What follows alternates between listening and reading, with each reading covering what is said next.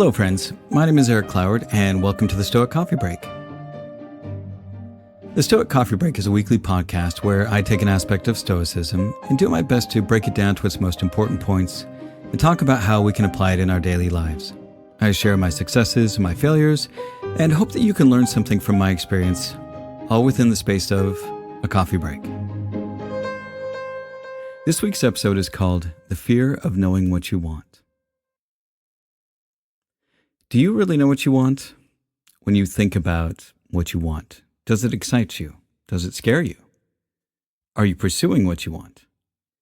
In today's episode, I want to talk about why it is so scary to actually know what you want and why that's a good thing. Marcus Aurelius said, "Everything, a horse, a vine, is created for some duty. What task, then, were you created for? A person's true delight is to do the thing that they were made for." So this week, I got an email from a listener who said she was struggling with being in a career that she felt no passion for, but felt like she couldn't leave for practical reasons. And she asked if I could devote some time to this idea.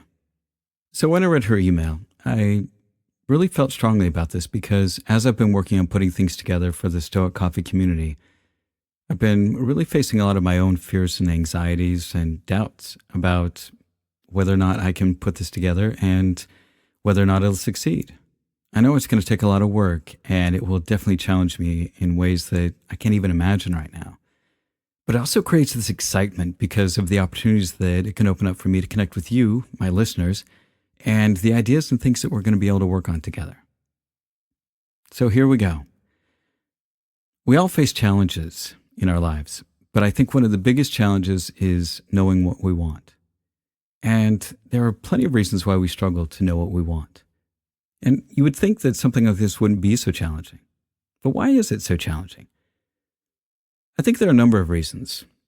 But I think probably the first and most important one is that we've been told our whole lives by our parents, siblings, friends, teachers, churches, and society as a whole what we're supposed to want.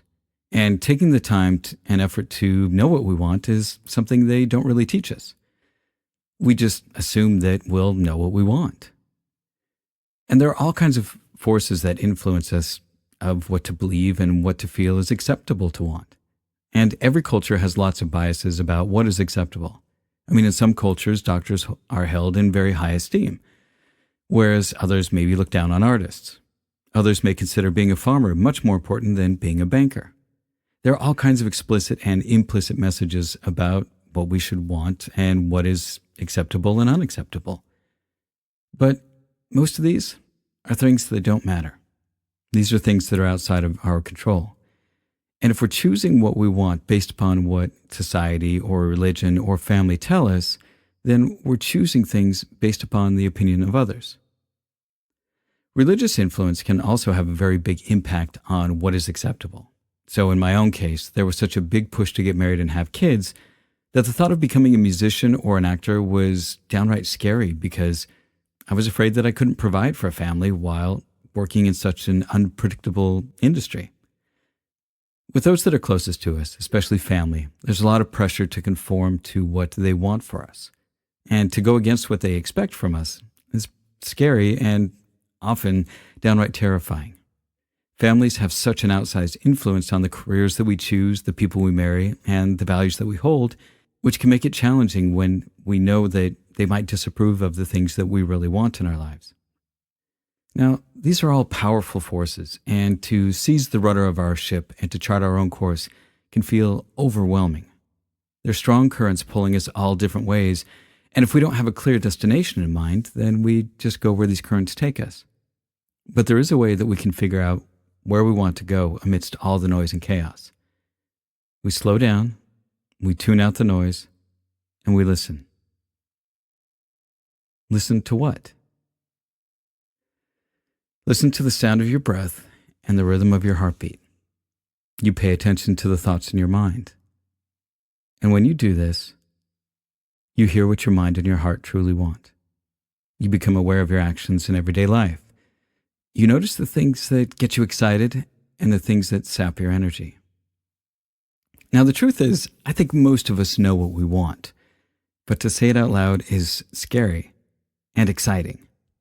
And do you know why it's scary and exciting? Because fear and excitement feel the same. If what you want scares you, that's great because it means that it's exciting, it's thrilling. It means that it's something that you can't imagine yourself doing because to imagine yourself doing it feels like betraying everything you were told to believe about yourself. So, will you succeed? Will you be great? Who knows? Does it matter? To be honest, no. What matters is that it's your dream and that every day you work towards your dream is the day that you feel more alive. Every day you spend working on someone else's dream is a day that you're not really living. This is why the Stoics implore us with memento mori, to consider our mortality so that we can distill down our days to what really matters. That we can look at each day and the actions that we take and ask, if today were my last day, would I still do this? To take that rudder and to steer your course towards your destination, your dream, is to take responsibility for your life. There are all kinds of external forces that don't want you to follow your dream. And the thing is, you can't control those. And that's okay, because it means that those are things that you can let go of. And just think of how much energy you save because you can let go of trying to control those things. For example, you can let go of worrying about what others think because you have no control over that. What you can control is your mind, your choices, and your actions. Now, when you try to know what you want, your brain is going to put up all kinds of resistance. You'll find yourself second-guessing yourself. You'll try to talk yourself out of it because it seems like it's impossible or ridiculous or stupid or whatever kind of chatter that goes on in your head. And this is completely normal. Your brain is trying to protect you. The fear of pursuing your dream and failing is very, very powerful, and it has stopped plenty of us from stepping up and owning our dream. The way that you work through this resistance is to imagine what it would feel like if you lived in a perfect world where nothing could stand in your way, and that you could easily move past every challenge that presented itself. What would that feel like? What would that look like? Can you see yourself doing it? Imagine it in as clear a way as possible. I mean, like 4K video clear, so that every time you think about it, that there's no doubt what your dream looks like. If you leave it vague, it makes it very challenging to get what you want. Things like, I want to work for myself, or I want to work in medicine. Well, those leave things too up in the air, and the more clear and detailed you can be, the more likely you are to make plans to go after what you want. Now, knowing what you want is also scary because it can lead to a lot of big changes in your life. When we truly know what we want, we will often bury these desires because if we went after them, it could mean a lot of changes in our lives. We will do other things to distract us because we may not be ready for those changes. For example, if we decide that the career that we have doesn't suit us anymore and we want to go after something else, that can mean a complete change of lifestyle. It can mean that we make a lot less money and that we have to downsize the house that we live in. It can change our whole circle of friends. And maybe some of these changes aren't necessarily career related, but personal related, such as relationships. Maybe you want to get married, or maybe you want to get divorced. Maybe you want to cut ties with friends or family that are damaging to you. These are all things that you may want, but you're afraid to do because it can mean tremendous changes in your life and living situation. But remember, life is always in constant flux, and that as much as we might want it, things are never going to stay the same. We should be willing to not only accept change, but embrace it and to guide it in ways that benefit us. Think about it this way. If you wanted to be a veterinarian, it's going to take years of schooling and lots of hard work. But the thing is that time is going to pass you by anyway. And at the end of that time, if you would spend it in school, you'll come out doing what you love. Another reason why we may be afraid to go after what we want is because we feel like we're too old to change. And I disagree with this. We can choose to make changes at any age. So, Albert Schweitzer was an accomplished musician and clergyman in the early 1900s and could have easily spent the rest of his life in a comfortable position within the Lutheran Church. Now, at the age of 30, which now seems kind of young, but then was fairly old, he decided he wanted to be a medical missionary. He went to medical school with little knowledge or aptitude for medicine, and after 7 years of school, he finished with a medical degree and went to serve the people of Gabon, Africa, at his own expense.